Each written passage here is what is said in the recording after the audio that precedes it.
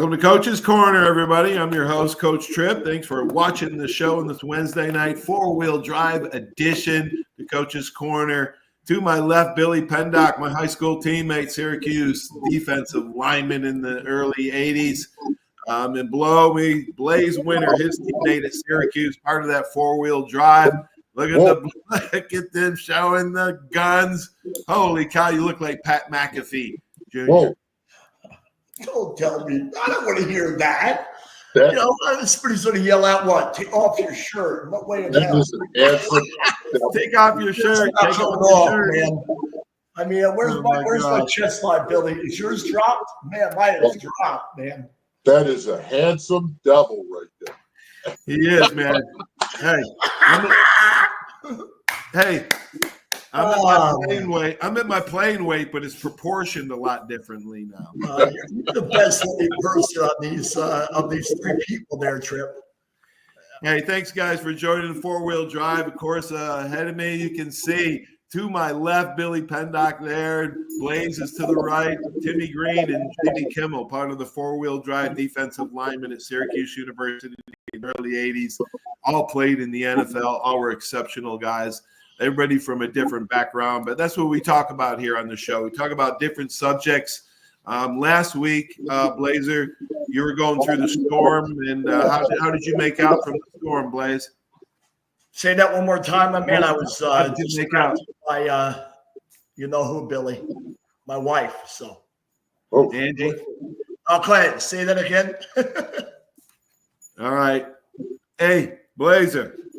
Last week, I know you missed it because of the storm, but Billy and I talked about decisions and game situations. Yes. Okay? Players have a lot of decisions to make.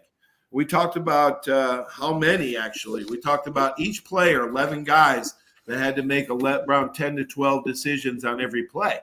So you figure that out, and we did some math, Billy and I. We came to there's 9,000 decisions that one team has to make in one game. So, we talked about that, the players making all decisions. So let's talk about game situations I see head coaches making, and sometimes they're questionable. Calls like going for a first down, when to call timeout, when to kick a field goal, punt, when to go for it, okay? Because coaches panic and choke too. We talked about panicking and choking last week, right, Billy? When you choke, you're thinking too much. When you panic, you're not thinking enough. So coaches make bad decisions. I coached for 20 years. I made bad calls. They make mistakes. But after 20 years, I'd like to think that I make fewer now. This is an interesting subject to me, you guys. I played football for 20 years, and I coached for 20 years. I actually played for 8 head coaches. And I've seen tens of thousands of football plays in my days. I've learned a lot about the science of coaching. However, I truly believe that it's more important when it comes to critical game situations. Like players, some coaches have it and some coaches don't. Almost like an art, a feel for the game. You can't be a great artist just because you want to be, right? I'd like to paint or draw, but I'm really bad at it. I wish I could play the guitar. But I don't have a knack for it. God bless me with the ability to manage football game situations. One area I can think of is clock management. Some coaches have a hard time knowing when to call timeout or punt. Coaches make critical decisions throughout the whole game, especially in close games, right? And everybody's talked about at the Coot Water Cooler on Monday. They're all second-guessed Monday morning quarterbacks. But listen to what Vince Lombardi said about the game of football, how intriguing it is. He said, you know why football is so popular? Because running around guys hitting each other? Hell no, he said. It's because of the huddle. Every time a play is over, the huddle forms, and the fan puts himself in that situation, and he's trying to figure out what's going to happen next. Okay, guys, you've seen a lot of football coaches. You see them, I see them every Saturday and Sunday on TV. They make bad decisions when it comes to clock management. They go for it on fourth down when they should be playing field position in a low-scoring game down by one score. Just all sorts of bad decisions. What do you guys remember about your coach's good decisions or bad decisions in the game? Well, for me, reflecting upon one of the best coaches there ever was, George O'Leary, not only playing for him, but also working with him as a D-line coach at UCF. People don't realize the amount of time put in, and the picture is not just game day. It's the week before, the month before. It's the entire year is charted out to the finest detail. The entire year. Hey, we're working out in the weight room at this time. We are going to run that this time. We're going to have our meetings at this time. We're going to meet as a staff. And then you have to understand that a head coach is looking at his players, but he's first looking at the staff of coaches he has around him to have to extend his values, extend his beliefs in certain rhythms, algorithms, extend the beliefs. Otherwise, there'll be a conversation with the player that's a contradiction. Right. And you can't have contradictions. Otherwise, the players start to see that, well, the D-line coach is not on the same page with the head man because his beliefs are different from the head man's beliefs. And now there's confusion, and there can't be confusion. So there's so many pieces that take up a whole year and a staff room first before you even go to the field and say, what kind of players do I have? Do I have an edge player? Do I have an inside player like Billy Pendop? Do I have the ability to absorb two with Billy and leave Tim and Jamie free on the 4-wheel drive and have a mouth of leadership and Blaise Winter sort of bouncing one side to the other behind Billy? I mean, there's so many variables to the chemistry of the unit, not just first down, what do we do? Second down, what do we do? Who's best on that first down situation? Who's best in that third down situation? How can we get off the field if we're on defense? Right. What do we have to do to risk special teams going after the punt or holding back? There's so many variables that. Yeah. Well, Blaise, you make a good point. Preparation really plays a part in your game situations, what you're going to do during the game. Billy, what do you think about game situations and coaches and how they make decisions? Blaise just talked about the importance of preparation for it, and really sets out your schedule for the game.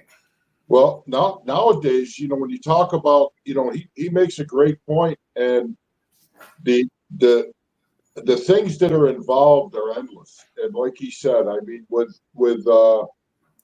everything happening in each game, you're playing each opponent, you're playing them a different way according to film and according to what you study. And when you talk about stuff going on today, you talk about tendencies. A lot of these coaches now are looking at the analytics of the game. If anybody's watches football now on TV, and it's 4th and 2, and they're on the 44, on the 41, they look back at computer reports. They look back at what should we do here. Right. It's not. It comes down to the tendencies, and the analytics show that you should go for it on 4th and 1 on the 42. Right.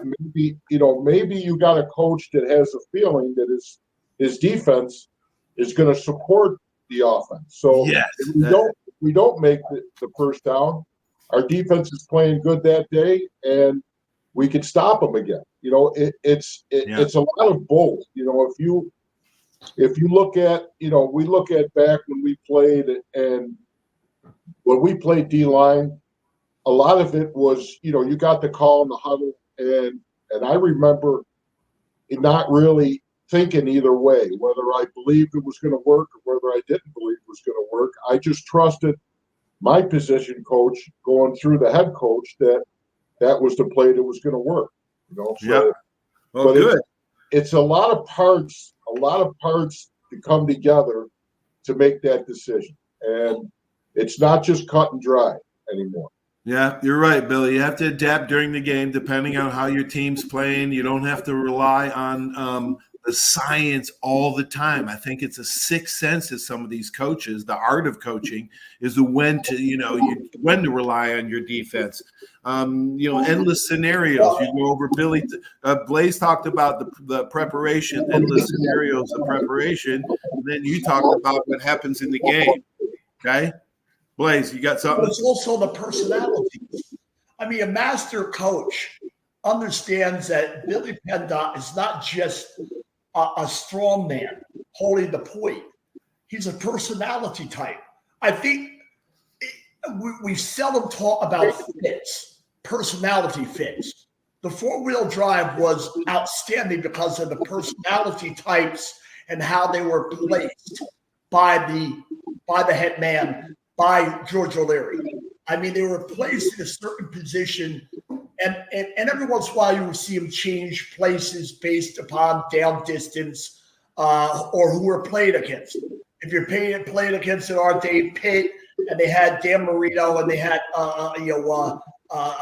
Fralett and Moss, and they had Sweeney, and they had some of these amazing offensive linemen. Hey, who's going to match up best? There is so much to the personality types to a player. I remember a simple thing, watching my son play basketball, Cordell, and looking at the game when he was just a little boy and saying, well, you know what? He plays a lot harder when he's with this other kid. And the reason I asked my son, why do you play so much harder when you're with him? He says, I hate him. I said, you what? I don't like him. He's an asshole. And I said, wait a minute, man. What? He's your teammate. Yeah, but I'm going to do better. I'm better than him. And it was a motivating factor. Right. I think when you looked at Tim and you looked at Jamie, there was a little bit of that, that love-hate going on that caused them to say, you know what, I'm going to be the first one back there. And it's just a fun dynamic to look at in your preparation and your execution on game day. Are you going to pull Billy and put in somebody else? Are you going to pull Blaise? Are you going to move Jamie down, put Billy out? I mean, the obvious is, I need a nose guard 6'4", 290 pounds. Not necessarily. When I coached in the UP at Finlandia University, we had a 195-pound nose guard. And he was going against guys that were a lot larger, and then I would put him out at end when I needed him in a certain situation because he knew how to adapt from one to the other. And I love the complexity of it. And I know I'm rambling on, but it's just an amazing part of the viewing of the football game is all the different little pieces. All right. Let's talk about critical game situations, okay?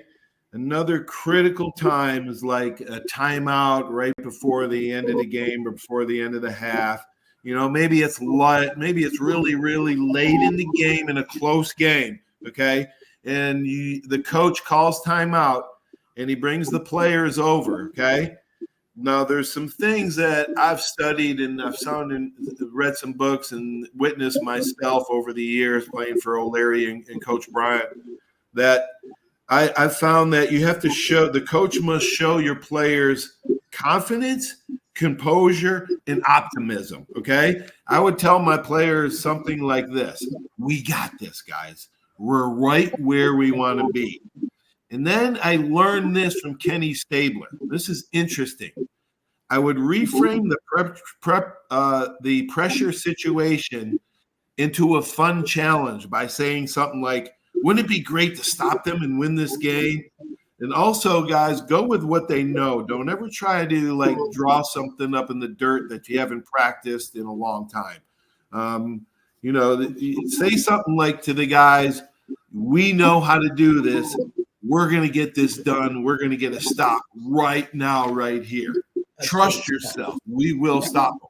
So that's the last thing I say to them right before they go out because, studies and research have shown that kids remember the first few words you say to them and then the last few words that you say to them. Right. So, that was important And Lombardi used to say sports is as much situation as action.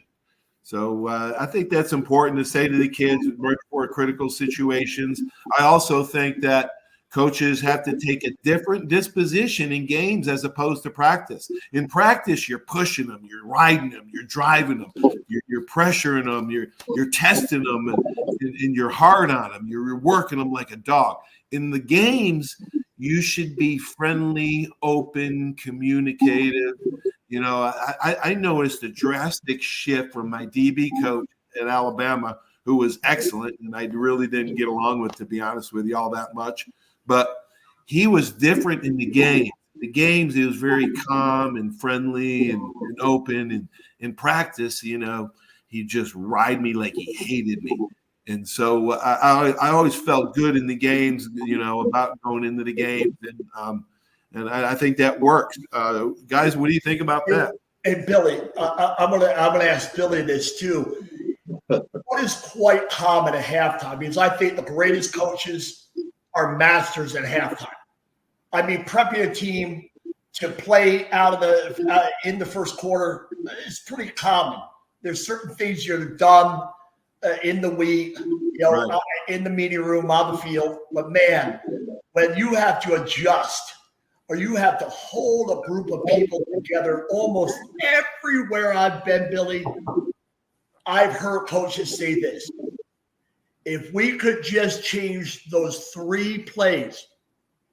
I heard it from Bobby Ross. I heard it from Bill Armstrong. I heard it from O'Leary. I've heard it from almost every coach I've been, Lindy Afonte, almost everyone, Chuck Pulla, almost everyone I've been around has minimized the damage and made it what?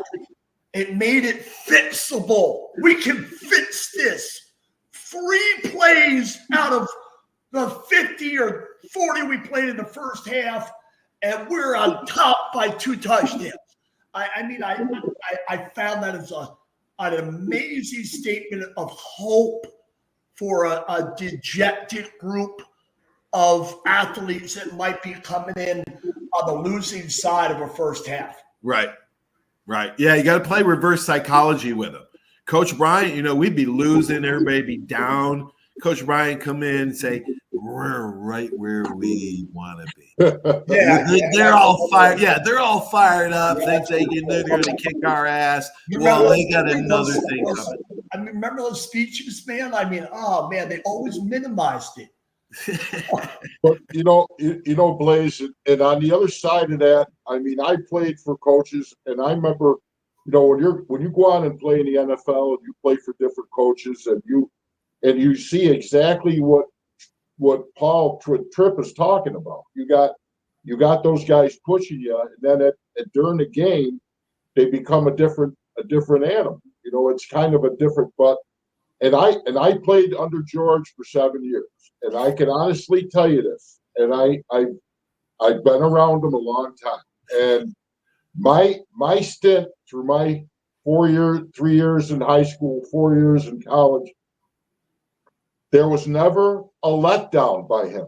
I mean, when I was on the field, and I don't know what you thought of, what Timmy thought of, and what Jamie did, but every play that occurred, I was thinking about what am I going to face at halftime in that locker room, and it was always somebody screaming and spitting in my face, and it's saying you can do better, you can do better. I mean, we were on edge as seniors, Paulie, and I remember, that's what I remember most about my halftime stuff. But getting back to the topic, I think a lot of times you've got tendencies, and when you look at these coaches' call sheets and you look at what's going on, it's down in distance, it's all that stuff is predicated on what the analytics are showing them, what that team is going to give them, and that's part of the new game that they play right now. It wasn't part of our game.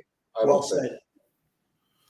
We played most of the game out of heart, and I mentioned about the base defense 80% of the time, and that's because of the countless hours. And just one other thing I want to touch on: You talk about big things. You talk about the changes, sudden change. We were prepared for sudden change every day of the week. That was Coach O'Leary's big thing.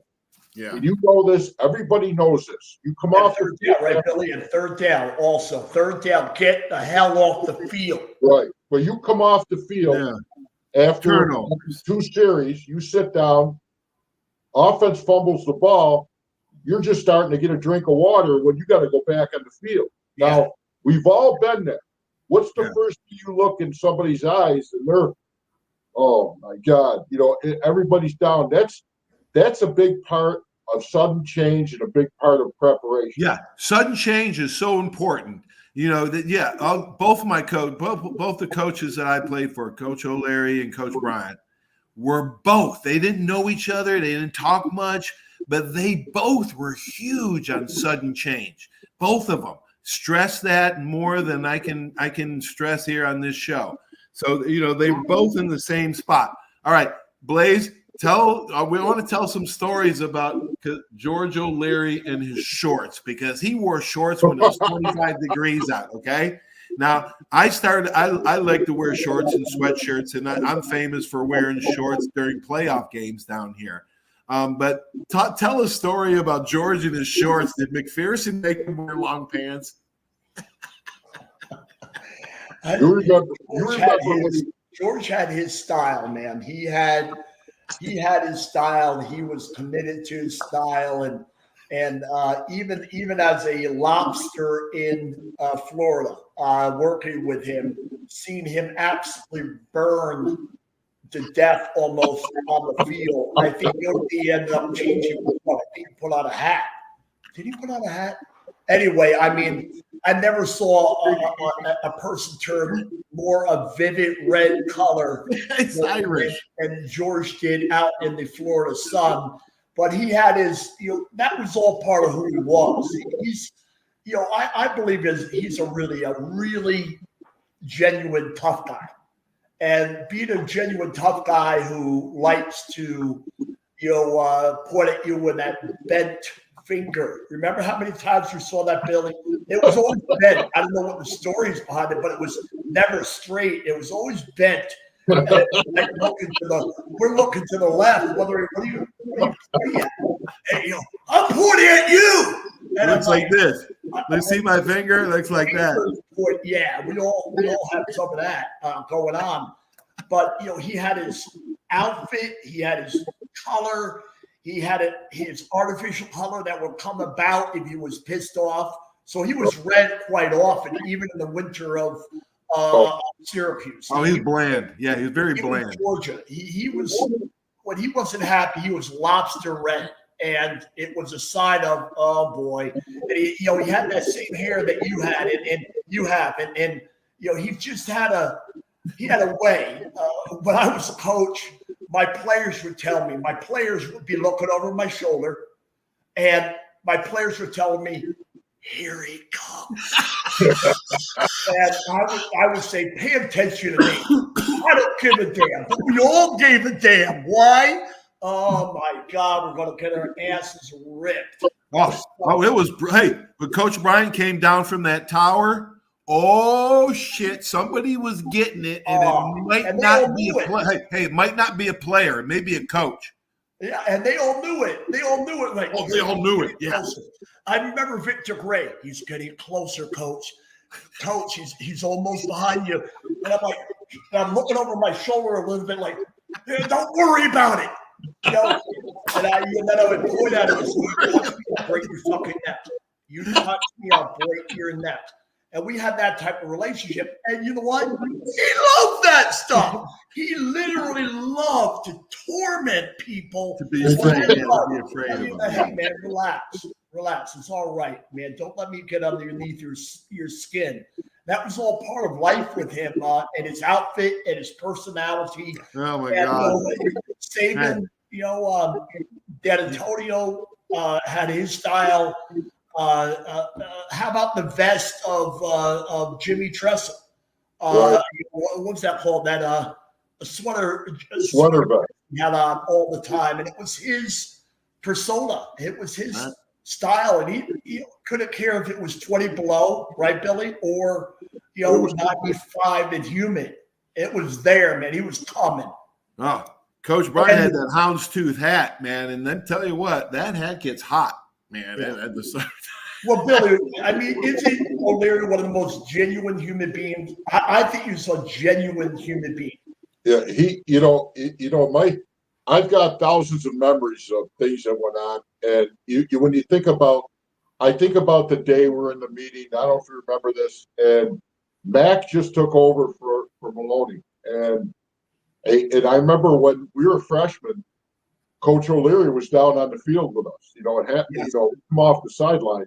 He was there for the first year and a half, 2 years, and then McPherson put him up in the press box. And I remember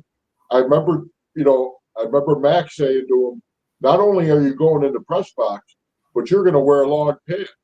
And I remember that. I don't know what pissed him off more, being up in the press box or wearing long pants.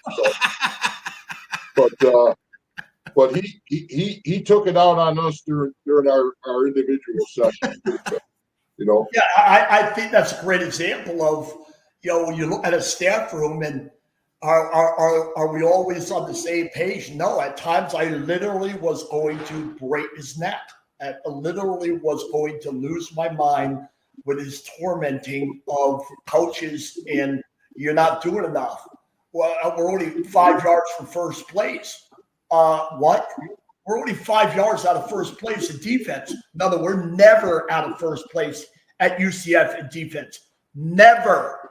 And he made it clear. And then he would joke around with people. In 1 minute, he'd be laughing. You're like, this guy's insane. But he knew everything he was doing. Everything. Oh, yeah, everything was calculated. Yeah. Yep. Everything was calculated. Same thing with Coach Bryant. Every word was calculated. And that's sometimes you have to be like that. You have to know what you're going to say to your players, at a certain time. And that's why it's hard to coach like that nowadays with players. Very hard because they're sensitive and they've been told since they've been babies, you're sensitive. If you're having a bad day, let me know and I'll help you. It's become that way. So a guy like O'Leary or Saban it's a much more difficult time to be that type of coach. If you're fortunate enough to Billy grab the players you want that you can present that personality type to, fine. But it's harder and harder to find those kids that can take that verbiage and that attitude on a daily basis and continue to rise up. Well, that's because the parents haven't set the boundaries for the kids when they were little. Let's face it. Yes, you're right. The kids are different today, but really they're not. Okay, they're like a piece of pottery with being molded. Okay, you can mold the players. It's the parents not setting the boundaries and not letting the kid grow up and setting a path for the kid instead of teaching the kid how to go his own path. I think there's a lot more fear of a few being very judgmental, so we're very cautious of saying outside the door, hey man, you need to get off the ground and wipe the dirt off, do it again. I mean, I can't do that. The neighbors are watching, and we're all, what are we afraid of? I mean, it's really very, very difficult to coach. It is. But I tell you what, it helps when you have a player. You know what I think when I was thinking back on reframing a pressure situation into a fun challenge on the football field, and I think of Kenny Stabler telling me that story at a banquet way back in the day. We were at the Alabama banquet, and I just got into coaching. It was 2003, 2004, and I just started coaching. Kenny called me coach, which was kind of strange, but he told me. I asked him because I've read a couple of his books, and I asked him about what he said to John Madden in a playoff game going down for the winning score. And Kenny said, I just looked at him and looked up in the stands and said, boy, these fans are sure getting their money's worth today. And, John Madden just went nuts. What did you say? Passing back and forth. But Kenny was so poised under pressure. He didn't need anybody to reframe a pressure situation. He did it himself. And so did Tom Brady. Tom Brady in the Super Bowl told his players, hey, you guys see Jerry Candy over there? Yeah. Those guys, they didn't let all this pressure and all this hype from coaches and everybody else get in their way to doing what they do. Because if you can reframe that, if you can be in that poised mindset, and so calm before in that situation when everybody else is going chaotic, you got the advantage, my friend. If you can stay poised. Well said. So I think that was important as a player and a coach to stay poised. Yep. Well, I was drafted by the Colts for the reason of hey, they saw a certain personality type, freight push, wanted that type of hard-nosed kid. Gunther Cunningham, who was a D-line coach, was a hard-nosed, very similar to a Leary type dude. Right. And they wanted to be able to beat on their players and have them respond. And I think it worked for some like me, and then others like Leo Wisniewski, Donnell Thompson, may he rest in peace. He just passed away. A defensive end I played with at the Colts. Some of those guys they put their helmet down and said, "I'm not being coached this way." Right. And at the pro level, you can do that. Look what Rodgers did to the Jets coach recently. I mean, people can say what they wanted, and it wasn't Rodgers. Yes, it was. Rodgers doesn't want something. He'll get what he wants until he starts throwing more interceptions, and then they'll get rid of him. The NFL game is a little bit different because the players really are more powerful than the coach. Right. Oh, they are, sadly. Yep. Bill, you got final thoughts?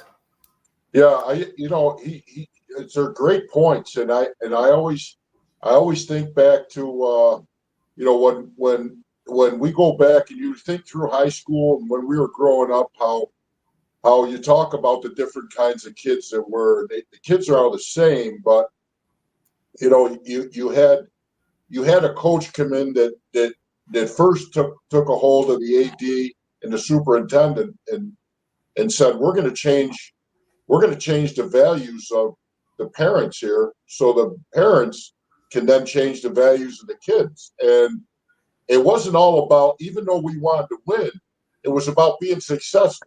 And it was successful in a lot of kids. And we started out with 70, 80 kids. And you had them 35, 40 kids that just put their helmets down. That didn't want to comply with that, which is normal every day, Okay. So Billy, that's a good point. And I want to expound on that for a minute. It's our final thought of the show. O'Leary told me on the show, and we're going to have George on here next week or the week after. We're going to have him on. He told me he never had a problem with a parent. Now, you go to these high school coaches now, and that's all they complain about is the parents are this, parents are that, blah, blah, blah. Well, you know what? If you set a meeting at the beginning of the year and you say it in no uncertain terms with a certain tone of voice, then you're going to get the attention of the parents to stay the hell out of our business. And but the coaches are too afraid now to even have that talk with the parents. Right. And I got done coaching 4 years ago, and I can tell you this: I've had almost 8 meetings with the AD and parents over the way I'm looking at the kid, the way I'm talking to a kid, the way that I'm treating, whatever it is. It's not any physical thing. It's just too much to deal with unless you have that shield between your head coach, your position coach, and those parents, and which is not the case it is anymore. It's not like it is. And right.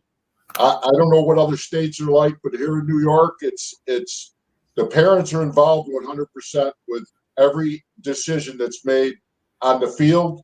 And a lot of schools here are asking the kids if they want to do this and that. They're not. It's more or less babysitting compared to coaching anymore. That's true. Oh my gosh! All right, guys, thanks. Another great show. Hey, good seeing you guys. Appreciate you guys, man. I love you guys. I know you Love guys. you, Billy. Trip, Love you, thanks a Blaise. lot for the great joy. Hey, listen. One last thing, Trip. If we do get Coach O'Leary on, I want to have the real Coach O'Leary on, not him. Saying I don't remember that, I don't do this, that kind of thing. Okay. It's time for us to roast him a little bit. Yeah, I think it's time for us to roast him. All right, guys. Peace out. Love you guys. Take care of yourselves, you guys, man. See you next week, Billy. Because the NFL will not take care of us. We're going to talk about that next week. All right, guys. See ya. And there's, those guys. Man, thanks for watching the show, but you have no idea what those two guys are going through health-wise. We're going to talk about it more on a show coming up, but the NFL, it's just the way they take care of their ex-players is disgusting. It's an outrage. We're going to talk more about it. And, thanks for watching the show. Have a great sports week, everybody. Stay tuned for these important messages. Without this just wouldn't be possible. Here on Coach's Corner, we try to inspire and educate the mind to think, the heart to feel, and the body to act. So long. There's a reason why Hill Kelly in Pensacola is the #1 selling Chrysler Dodge Jeep Ram dealer between Jacksonville and New Orleans. While other dealers have taken advantage of a competitive market with higher prices, Hill Kelly has discounted prices to the lowest of the year. And Hill Kelly in Pensacola won't surprise you with excessive charges beyond the selling price. Come see why people from Milton, Pace, Foley, Bay Minette, Daphne, Gulf Shores, Mobile, and beyond are driving to Hill Kelly in Pensacola to buy their next new Chrysler, Dodge, Jeep, or Ram. At Hill Kelly, the bottom line price and your satisfaction are what really matter. So before you sign, check the bottom line and make the trip to Hill Kelly in Pensacola to see what true local ownership can do for you. At Hill Kelly Chrysler, Dodge, Jeep, Ram, Highway 29 in Car City, Pensacola. Or shop online 24/7 at hillkellydodge.com. When it comes to bottom line pricing, nobody beats a Hill Kelly deal. Nobody. 75 years of service and high tech today. It's Pensacola Glass Company at 433-8348. High tech is a term often applied to advanced services and products in today's marketplace. And today, glass is much more than the simple painted brittle, see-through stuff we hit baseballs through when we were kids. Glass is now a product with unique flexibility in both performance and application. And Pensacola Glass Company is growing right along. That's Pensacola Glass Company at 433-83. Are you riding around in a filthy vehicle? Dirty car no more. Visit Ronnie's Car Wash today to get it shining in no time. They have 3 convenient locations with another coming soon. The unlimited monthly wash packages start as low as $14.95 per month with free vacuums, multi-purpose spray, and towels. Visit them in Gulf Breeze, Navarre, Fort Walton, and soon Crestview. Don't wait. Wash today. Be sure to see Ronnie's Car Wash on Facebook to see the latest specials and discounts. You'll be riding and shining in no time. Drive a little to save a lot on 170 Buicks and GMCs at Step 1 Buick GMC. Get savings up to $4,000 on new Buick Encores, $9,450 on new Buick Envisions, $7,000 on new GMC Yukon XLs, or up to $15,345 off on new Sierras. Only at Step 1 Buick GMC, Pensacola. Plus tax, tag, title, license, dealer processing fee expires 7/31/24 on select new 24 in-stock models. Discount off MSRP includes all incentives. That's you trying to fix the plumbing yourself to save a few bucks. Doing things yourself doesn't always end well. The same goes for insurance. That's why Auto Owners works with local independent agents who tailor coverage to meet your needs and offer discounts for life, home, car, and business insurance. Because sometimes you need a professional to get the job done right. That's simple human sense.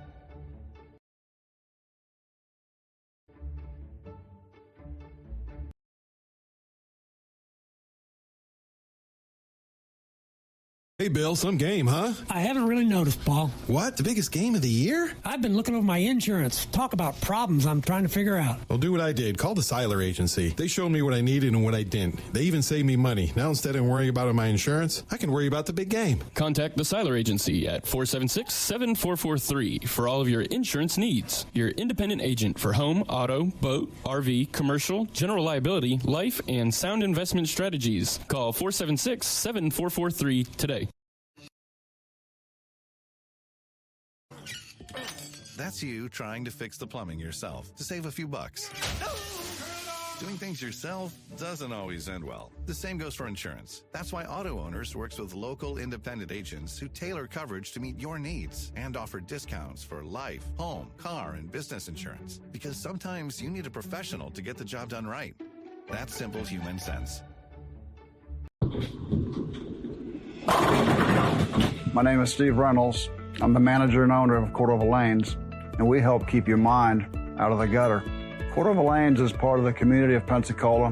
Being here for 43 years, we've entertained more people than any other bowling center in the city. We sell fun for a living. Cordova Lanes is located at 2111 Airport Boulevard in Pensacola, behind Cordova Mall. Come on out and see us at Cordova Lanes Bowling Center. Thank you.